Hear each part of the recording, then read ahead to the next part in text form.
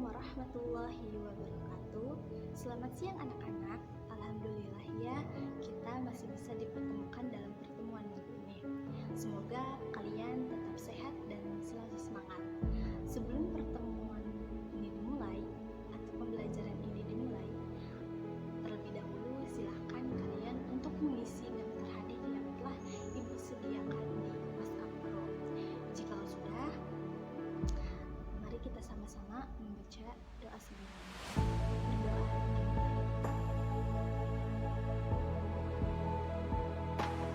Baiklah, selesai. Nah, untuk pertemuan ini kita akan membahas mengenai pengaruh perubahan ruang dan interaksi antar ruang di benua Asia. Kalian udah pernah tahu belum pengaruh dari perubahan ruang dan interaksi antar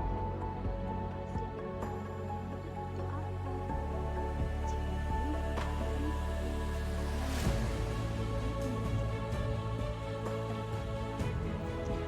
pengaruh perubahan ruang dan interaksi antar ruang di benua Asia dan benua lainnya. Pengaruh perubahan ruang dan interaksi antar ruang dapat terjadi dalam berbagai lingkup atau skala. Perubahan ruang dan interaksi antar ruang dapat terjadi antara desa dengan kota, serta dalam skala luas dapat terjadi antara negara dan benua. Di Asia dan di benua lainnya, perubahan ruang terlihat dari adanya alih fungsi lahan dari hutan menjadi pertanian dan permukiman, serta dari pertanian menjadi pemukiman. Sedangkan di Eropa, pengaruh perubahan ruang tersebut telah berlangsung lama dalam meningkat pada saat revolusi industri. Akibatnya, banyak terbentuk kota-kota dan meningkatnya jumlah masyarakat atau penduduk yang tinggal di kota tersebut. Bisa dilihat, di Asia, sekitar 50% lahan telah berubah menjadi wilayah pertanian dan banyak di wilayah Asia juga yang telah berubah menjadi wilayah perkotaan, dan perubahan tersebut mengakibatkan terjadinya interaksi antar ruang dalam bentuk perpindahan penduduk dari desa ke kota. Yang pertama, pengaruh perubahan dan interaksi antar negara terhadap kehidupan ekonomi, di mana interaksi antar ruang terjadi karena adanya kebutuhan yang salah satunya adalah kebutuhan akan barang dan jasa yang tidak mampu diproduksi oleh suatu negara tersebut.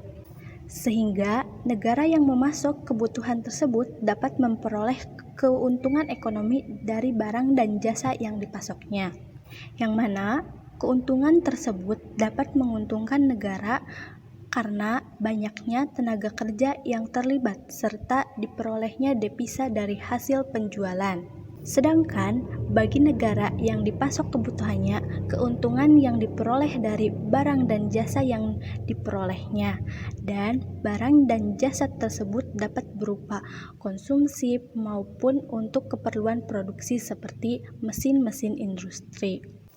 Pengaruh perubahan interaksi antar ruang dalam bidang ekonomi merupakan suatu proses kegiatan ekonomi dan perdagangan yang mana negara-negara di seluruh dunia menjadi satu kekuatan pasar yang semakin terintegrasi dengan tanpa rintangan batas teritorial negara. Dan wujud nyata dari interaksi antar ruang dalam bidang ekonomi dalam kehidupan berbangsa dan bernegara antara lain terjadi 5 aspek, yaitu aspek produksi, aspek pelayanan, aspek tenaga kerja, aspek jaringan informasi, dan aspek perdagangan. Dan kedua, pengaruh perubahan ruang dan interaksi antar negara terhadap kehidupan sosial, yang mana interaksi antar negara dan benua juga melibatkan manusia sebagai pelakunya, dan interaksi sosial antara manusia memiliki kehidupan sosial yang berbeda yang kemudian terjadinya interaksi tersebut yang dapat terjadi dengan saling bertemu atau melalui media sosial. Dan kehidupan sosial pun dapat berubah karena adanya pengaruh dari interaksi sosial tersebut. Sebagai contoh, adanya para wisatawan dari negara-negara lain yang datang ke Indonesia. Adapun dampak dari interaksi terhadap kehidupan sosial antar negara yaitu dapat terciptanya solidaritas antar negara yang mana hal ini dapat meningkatkan kerjasama dalam berbagai bidang dalam negara-negara di dunia. Yang ketiga, pengaruh perubahan dan interaksi antar negara terhadap kehidupan budaya. Interaksi antar ruang tidak hanya bertemu secara fisik yang melalui tatap muka saja, melainkan dengan adanya media transportasi dan komunikasi, maka membuat interaksi antar ruang menjadi lebih intensif.